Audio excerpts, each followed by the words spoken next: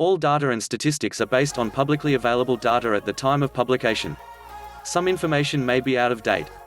Visit Coronavirus Hub and follow live updates page for the most recent information on the COVID-19 outbreak. Flu season is on the way, right in the midst of the COVID-19 pandemic. Both illnesses have similar symptoms, which means it could be hard to distinguish one from the other.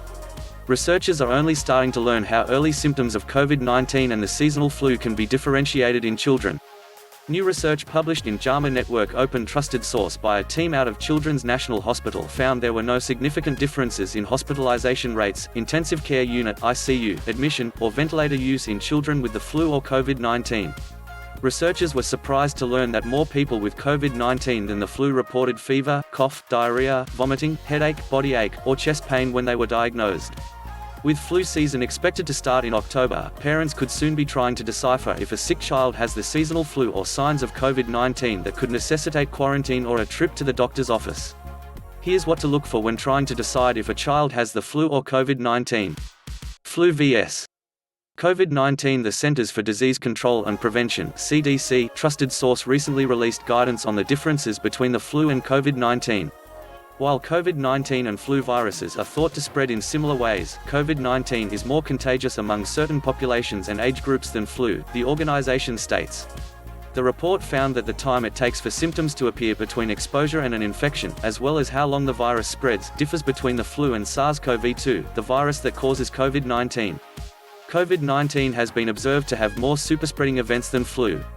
This means the virus that causes COVID-19 can quickly and easily spread to a lot of people and result in continuous spreading among people as time progresses, according to the CDC website. As pediatricians, we are concerned that the actual impact of COVID in children still remains to be defined, said Dr. Flor M. Munoz Rivers, an associate professor of pediatrics at the Baylor College of Medicine. Experts are emphatic that the impact of COVID-19 on children should not be minimized or based on data when children were sheltered at home, not going to school, and not being exposed to other people or viruses. This winter season will provide us with the opportunity to assess such impact. This is because even though social distancing and other measures of control of COVID remain in place, the population in general is returning to more normal activities and control measures are not consistently applied, Munoz Rivers said. Munoz Rivers added that we don't know what will happen if we see widespread cases of both influenza and COVID-19 this fall and winter. Fever, cough more common in kids with COVID-19 than flu. As part of the study, researchers looked at 315 patients at the hospital who were diagnosed with COVID-19 between March 25, 2020, and May 15, 2020. They compared the information to 1,402 children who were diagnosed with the flu between October 1, 2019, and June 6, 2020. Children who were asymptomatic but positive for COVID-19 were not included in the cohort. Of the COVID-19 cohort, 17.1% were hospitalized, 5.7% were put in the ICU, and 3.2% were on ventilators. Of children with flu, 21.2% were hospitalized, 7% were admitted to the ICU, and 1.9% were on ventilators. Patients hospitalized with COVID-19 had a median age of 9.7, while those with the flu had a median age of 4.2 years old. Fever was the most frequently reported symptom, followed by cough. More children with COVID-19 had fever and cough compared to those with flu.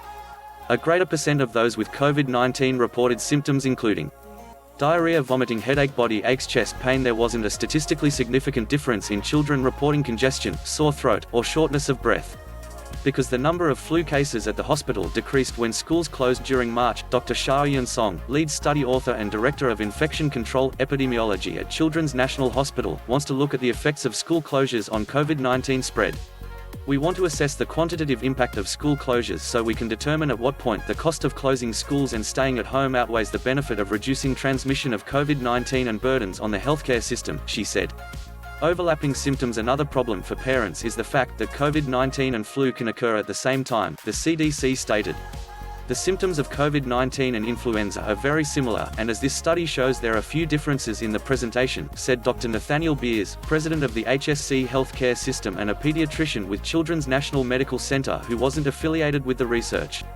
Parents should contact their pediatrician if their child has fever, cough, vomiting or diarrhea, or sore throat to determine if they should be tested for COVID-19 and if they should also be tested for influenza, he said. Children can have fever from many other causes, so parents shouldn't think COVID-19 is the only culprit, said Munoz Rivers. Do call your doctor when children have fever, cough, sore throat, or any type of trouble breathing, eating, or sleeping, Munoz Rivers said. Doctors should test symptomatic patients for both flu and COVID if they are in an area where COVID is still prevalent, and follow local surveillance information for flu. Both flu and COVID-19 can cause severe illness in children, emphasized Dr. Sonia Rasmussen, a professor of pediatrics and epidemiology at the University of Florida, UF Health. We've all heard that COVID-19 is milder in kids than in adults, but that doesn't mean that it can't cause severe illness in some kids, she said, adding that children have died from it. Flu shots critical. Experts warn it's important for parents to do what they can to avoid these illnesses. For flu, that means getting the flu shot. Until a COVID-19 vaccine is available, wear masks, wash hands, and practice social distancing, Rasmussen added. But even after getting a vaccination, parents should remember that children may still end up with the flu this winter. While the flu shot decreases your chance of having influenza and decreases the complications and course if you do have influenza, it is not 100% effective at preventing influenza. So pediatricians will likely need to test for both diseases, even in those who have had the flu shot, Beers said. The American Academy of Pediatrics (AAP) is also reminding parents that getting the flu vaccine could be critical this year. Make sure your child gets a flu shot, ideally by the end of October or sooner. This is more important than ever this flu season because of the COVID-19 pandemic, the website states. The website also says that children who have COVID-19 who were previously not vaccinated for the flu can still get a flu shot once COVID-19 symptoms go away. COVID-19 numbers in kids. Shortly before the study was published, an AAP report noted a 16% increase in child cases over a 2-week span during the end of August and beginning of September. There have been at least 549,000 pediatric cases of COVID-19 since the start of the pandemic in the United States. As we continue to see communities with significant COVID-19 numbers, we will continue to see cases in children, Beers explained. The good news is that our testing capacity has increased in many areas so that children are actually getting tested so that we can learn more about the disease burden in children and the spread between children and others. Thanks for watching. Subscribe for daily video like this.